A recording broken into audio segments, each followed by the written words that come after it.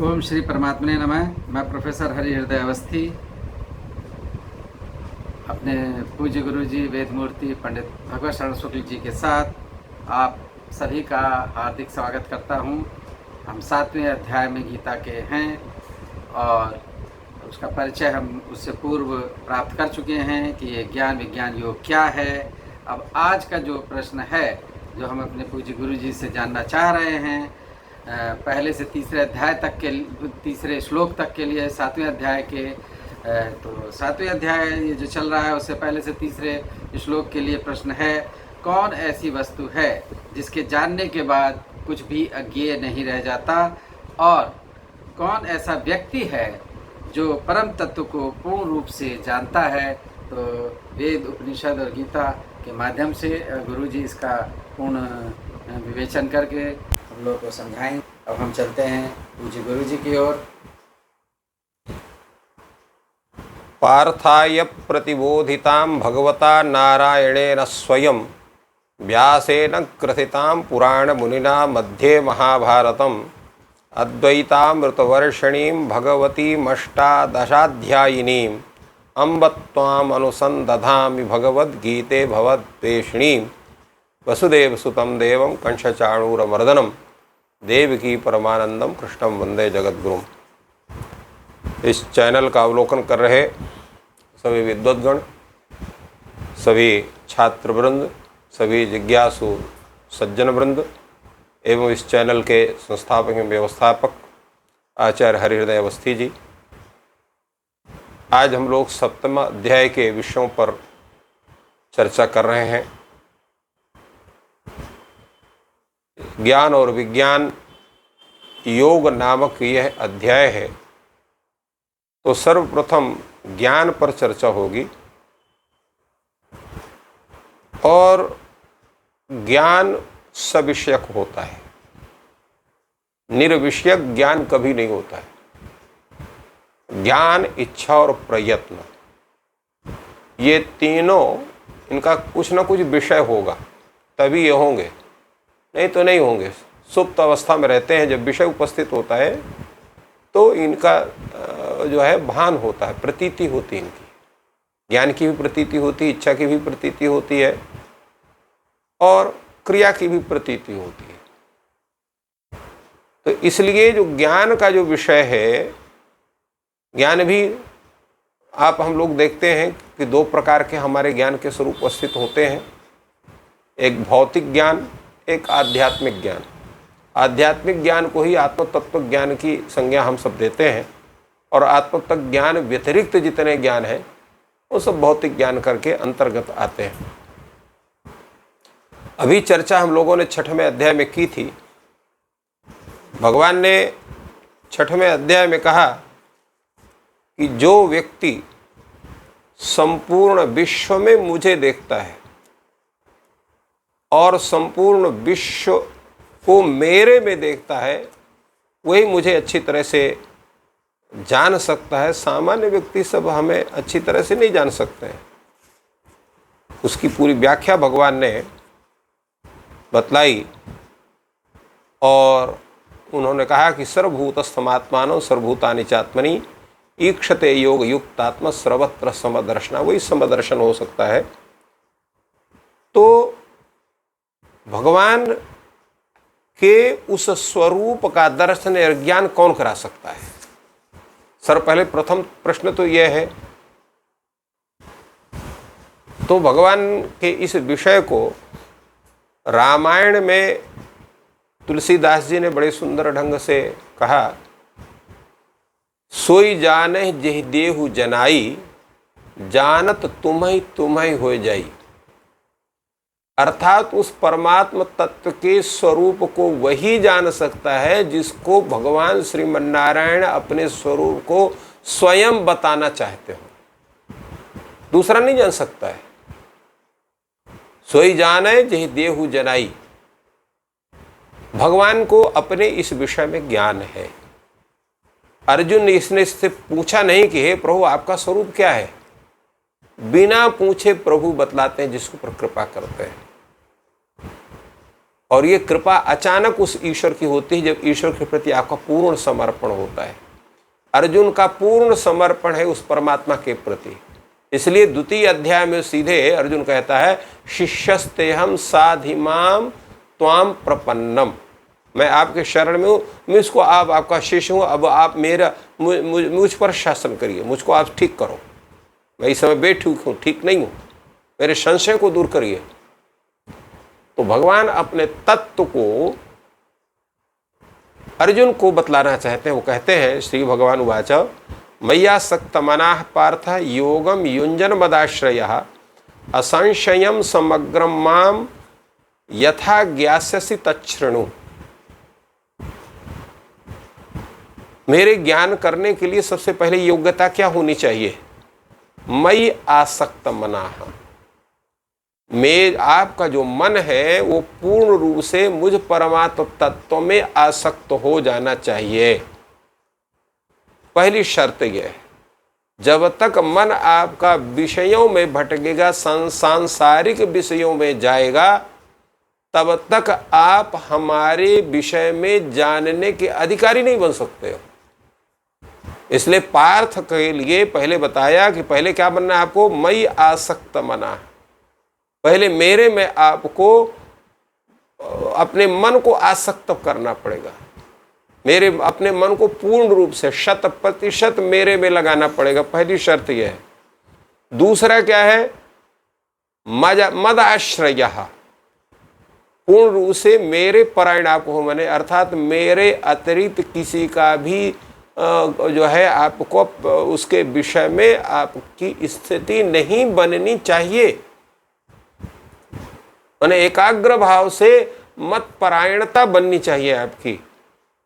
तब जब इतना होने के बाद तब तीसरा नंबर है योगम युञ्जन, योग साधना में आपको प्रवृत्त होना पड़ेगा, अर्थात मन के साथ साथ बुद्धि को, चित्त को, वो भी मेरे तरफ आपको लगाना पड़ेगा योग शक्ति के माध्यम से। तब असंशयम समग्रम माम यथा ज्ञास्यसि, जब इतनी योग्यता आपकी बन जाएगी। पहली योग्यता मयि आसक्त मनाः, अर्थात पूर्ण रूप से अनन्य प्रेम के द्वारा मुझ में आपको अपने चित्त को, मन को आसक्त करना है। दूसरा जो है मदाश्रयः, पूर्ण रूप से मेरे प्रति आपको समर्पण होना है। इसके बाद योगम युञ्जन, योग की साधना में आपको प्रवृत्त होना है।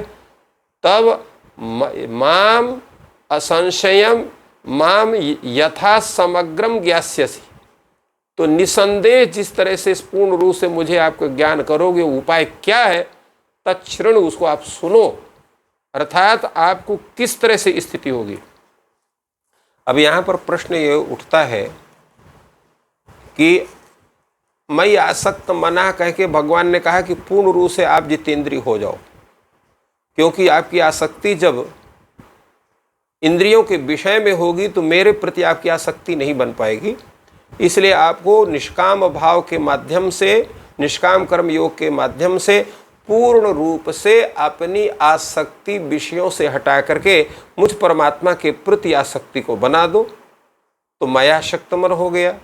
मदाश्रय का मत है कि उतना होने के बावजूद भी किसी अन्य देवता के प्रति आपकी आसक्ति बन सकती है, तो अन्य देवता की आसक्ति होने पर आप ज्ञान का की प्राप्त नहीं बन सकते हैं। इसलिए मदाश्रय सर्वतो भावेन, मेरे प्रति आपको समर्पण करना पड़ेगा।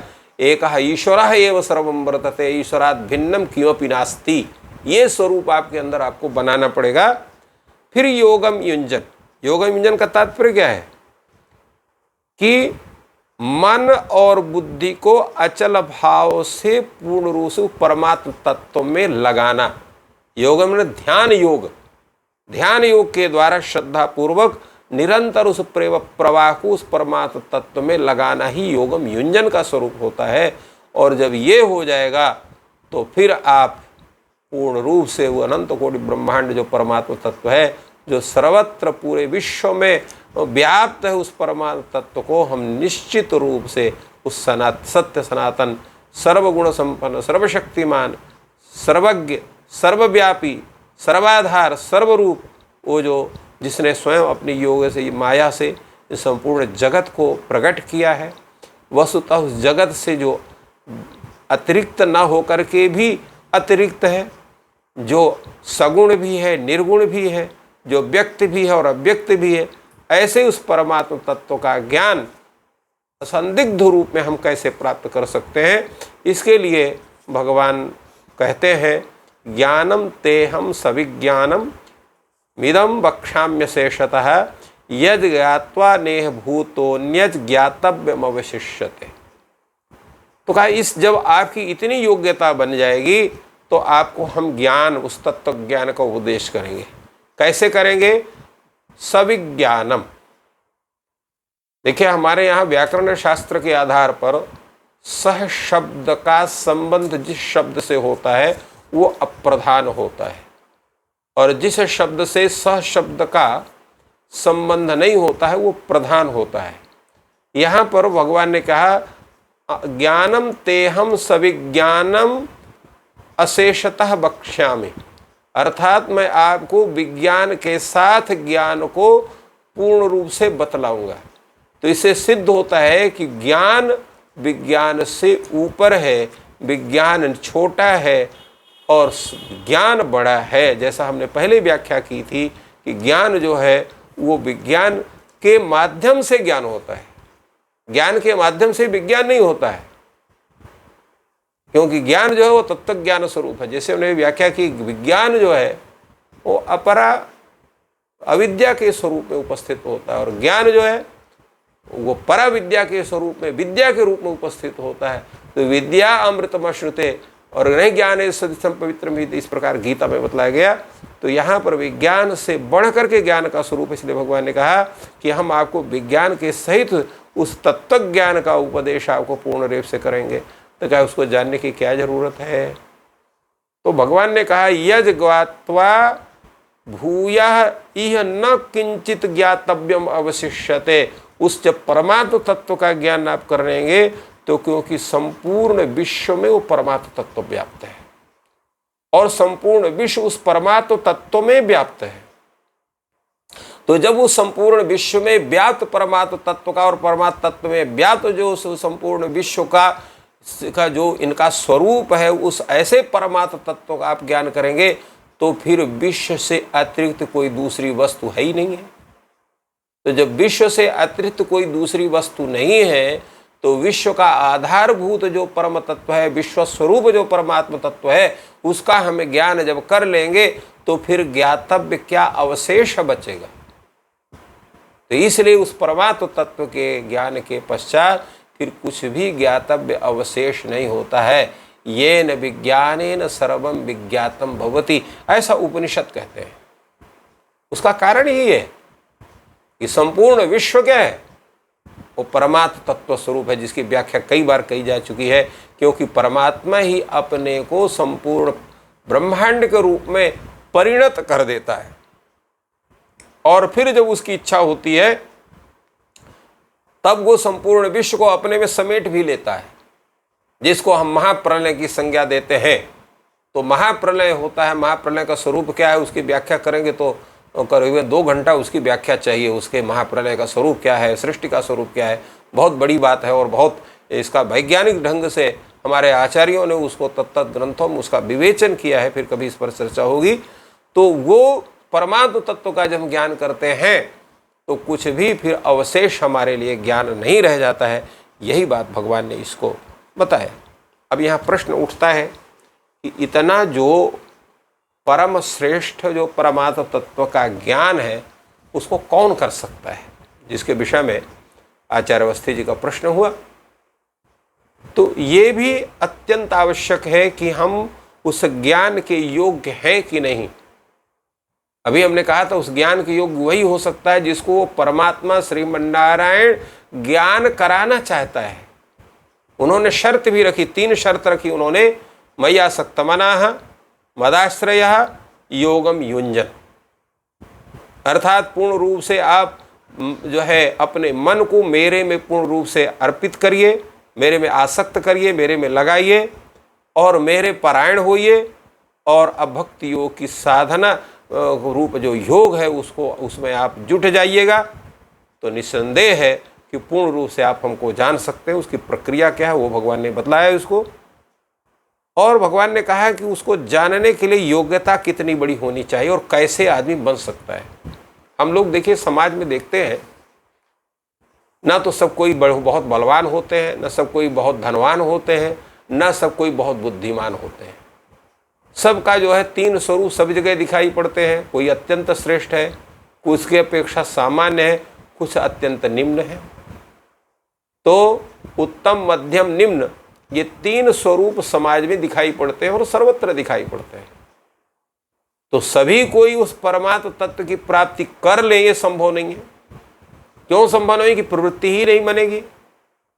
क्योंकि जो माया का अर्थात ये जो आसक्ति है विषयों के प्रति, उसके प्रति जो अत्यंत लगाव है, उससे छुटकारा पाना सरल नहीं है, अत्यंत कठिन है। और वो बंधन कहाँ से प्रारंभ होता है? जिस दिन से हमारा जन्म होता है, वो माया का बंधन, इंद्रियों के आसक्ति का बंधन, वो उसी दिन से प्रारंभ हो जाता है। जिस दिन से हमारा जन्म लेता है, हम लेते हैं, जन्म लेते हैं, तो जन्म लेते हुए हम क्या करते हैं? अपने माँ को पहचानते हैं, अपने पिता को पहचानते हैं, अपने संबंधी जनों को पहचानते हैं।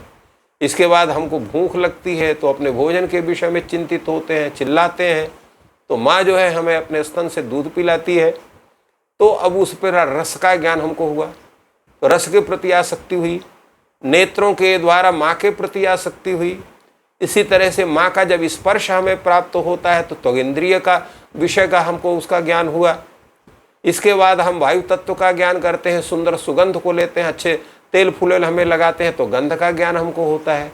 तो तात्पर्य है कि धीरे धीरे धीरे जैसे हमारी अवस्था बढ़ती जाती है, तो प्रत्येक इंद्रियों के विषयों के प्रति हमारी आसक्ति नित नूतन बढ़ती चली जाती है और हम पूर्ण रूप से इस माया के जाल में फंसते चले जाते हैं। जब बहुत बड़ी हमारी तपस्या होती है तो कोई सद्गुरु हमें प्राप्त होते हैं, जो धीरे धीरे उस माया से बाहर निकाल के हमको परमार्थ तत्व के प्रति आकर्षित करते हैं। वो भी जल्दी संभव नहीं हो पाता है, क्योंकि युवा अवस्था होने पर और आसक्ति हमारी बढ़ती है, फिर हम उस भौतिक उन्नति के प्रति अग्रसर होते हैं, तो इत्यादि अनेक स्थिति होती है। इसलिए हजारों मनुष्यों में जो साधक मनुष्य है, सामान्य मनुष्य नहीं, जो साधक है, जो साधना में लगे हुए हैं, योग साधना कर रहे हैं, नित्य निरंतर शास्त्रों का अध्ययन कर रहे हैं, अच्छे अच्छे आचार्यों से सुंदर सुंदर उपदेशों का श्रवण कर रहे हैं, उनमें भी सहस्र मनुष्याणाम सहस्रेषु कश्चित यतत सिद्धये।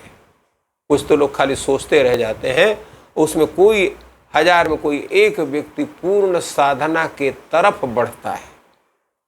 अब उसमें भी यततामपि सिद्धानाम कश्चिन माम वेति तत्वतः, और उसमें जो अनेक साधन करने वाले, हजारों साधना करने वाले जो सिद्ध हैं, उनमें कोई एक व्यक्ति उस सिद्धि को प्राप्त कर पाता है कि मुझे पूर्ण रूप से तत्वतः जान सकता है।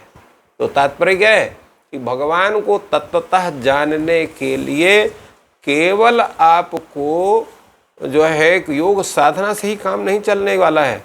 योग साधना के साथ साथ उस योग की पराकाष्ठा को भी प्राप्त करना पड़ेगा।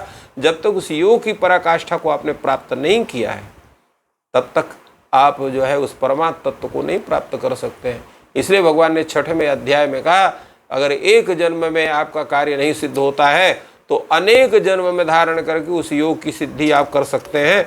इसलिए ये नहीं कि हमको पता नहीं योग की सिद्धि होगी कि नहीं होगी, हम उस परमात्म तत्व को प्राप्त कर पाएंगे कि नहीं कर पाएंगे, इसलिए कौन परिश्रम करे, जैसे वैसे ही ठीक है। तो ऐसा नहीं है।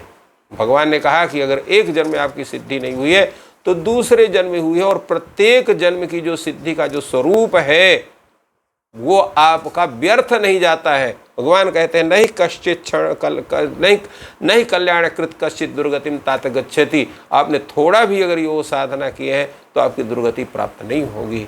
इसलिए प्रत्येक व्यक्ति को चाहिए उस परम तत्व के संप्राप्ति के लिए पहले उन्मुख हो, उन्मुख होने के बाद उस योग साधना में प्रवृत्त हो, अपने कर्म योग की साधना से, भक्ति योग की साधना से, ज्ञान योग की साधना से परम तत्व की संप्राप्ति का पूर्ण प्रयास करें। एक जन्म के प्रयास में नहीं होगा, द्वितीय जन्म के प्रयास करने, तृतीय जन्म में प्रयास करने पर हमें वो जो है जिसको भगवान ने अभी उपदेश में कहा कि यतताम अभी सिद्धा नाम कश्चिन मां वेतिथि, हजारों जो यत्न करने वाले अर्थात योग करने वाले जो सिद्धजन हैं उसमें कोई मुझे एक तत्वतः जानता है तो हमारी सिद्धि बढ़ेगी आगे। हो सकता है उस एक में हमारा ही नंबर हो। तो इसलिए हमें उस साधना के प्रति उत्साहपूर्वक प्रवृत्त होना अत्यंत आवश्यक है, क्योंकि जब हमारी साधना चलती है तो हमारे पूर्व जन्म के जो संस्कार हैं, जो श्रद्धा है, प्रीति है, सत्संग है, चेष्टाएं हैं, उनके तारतम्य से जब साधना का वो एक फल होता है जिसके कारण हमारा अहंकार है, हमारा आसक्ति, हमारी कामनाएं हैं, हमारा ममत्व है, जो संग दोष है, जो अनेक प्रकार की ये विघ्न है हमारे साधना में उपस्थित होते हैं, ये धीरे धीरे सब ये समाप्त होते हैं। उस परमात्म तत्व के प्रति हमारी अगाध श्रद्धा बनती है, भक्ति बनती है, साधना हमारी पूर्ण होती है, तो हम उस परमात्म तत्व का साक्षात्कार कर सकते हैं। तो यही बात भगवान ने कहा कि मुझे प्राप्त करने का, मुझे अच्छी तरह से जानने का एक यही स्वरूप है जिसके द्वारा आप हमें जान सकते हैं, और दूसरा कोई मार्ग नहीं है। तो बहुत ही सुंदर विवेचन गुरु जी ने किया कि कौन सी ऐसी वस्तु है जिसके जानने के बाद कुछ भी अज्ञेय नहीं रह जाता, तो वह है परमात्मा या ईश्वर, जिसको जानने के बाद कुछ भी जानने को नहीं रह जाता। और कौन ऐसा व्यक्ति है जो परम तत्व को पूर्ण रूप से जानता है, तो भगवान श्री कृष्ण ने उसकी पूरा विवेचन किया है, जिसका पूर्ण डिटेल में, पूर्ण विस्तृत रूप से एक एक जो उसकी योग्यताएं होनी चाहिए उसका विश्लेषण गुरु जी ने इस पूरे व्याख्यान में किया। और ये आपको अगर ज्ञान पसंद आ रहा है तो कृपया जो है चैनल को सब्सक्राइब करें और अपने मित्रों के साथ शेयर करें। ये बहुत ही महत्वपूर्ण ज्ञान गुरुजी निष्काम कर्म भावना से निःशुल्क दे रहे हैं, जिससे कि जो भी जिज्ञासु जन हैं वो इन वीडियोस को देख करके ज्ञान प्राप्त कर सकते हैं। तो अब गुरुजी से प्रार्थना है कि कृपया वो 2 मिनट में इसका पुनः जो है स्वरूप जो है बता दें कि उस परमात्म तत्व के ज्ञान के लिए, जैसे हमने कई बार कहा कि सबसे पहले अपने मन को उस परमात्म तत्व में पूर्ण रूप से आसक्त करना, दूसरे परमात्म तत्व के प्रति पूर्ण समर्पित होना, और तीसरे भक्ति योग की साधना से युक्त अपने को करना। तब हम उस परमात्म तत्व के ज्ञान करने के अधिकारी बनते हैं। और इसके बाद जब हम ज्ञान तत्व के अधिकारी बनते हैं तो वो परमात्म तत्व का जो ज्ञान है, उस ज्ञान को हम विज्ञान के सहित उस परमात्मा के कृपा से ही प्राप्त करते हैं। और चूँकि जैसा हमने बतलाया कि परमात्म तत्व संपूर्ण विश्व में है और संपूर्ण विश्व जो परमात्म तत्व में है, तो जब परमात्म तत्व का हमें ज्ञान हो जाता है तो तात्पर्य होगा संपूर्ण विश्व का ज्ञान हो जाता है। इसलिए कोई भी ज्ञान हमारे लिए वो जो है वो अछूता नहीं रहता, अर्थात पूर्ण सर्वज्ञता हमें प्राप्त होती है। और दूसरे परमात्म तत्व का ज्ञान करने के लिए पूर्ण सिद्धावस्था हमें आवश्यक है। तो इसलिए हमें जब योग साधना के प्रति हम प्रवृत्त होते हैं, योग साधना हमारी कोई आवश्यक नहीं कि एक ही जन्म में सिद्ध हो जाए, एक जन्म में नहीं, 2 जन्म में, तीसरे जन्म में। और जब वो सिद्ध हो जाएगी तो उस परमात्म तत्व का ज्ञान हमें स्वतः उस परमात्मा के द्वारा या परमात्मा स्वरूप जो हमारे आचार्य हैं उनके द्वारा हमें प्राप्त होता है। तो बहुत ही सुंदर विश्लेषण हुआ और आप सबने समय दिया और इसको सुना और ज्ञान प्राप्त किया। आप सबको बहुत बहुत धन्यवाद। और आप सभी सुखी हों, प्रसन्न हों और आपकी मनोकामनाएं पूर्ण हों। Thank you all.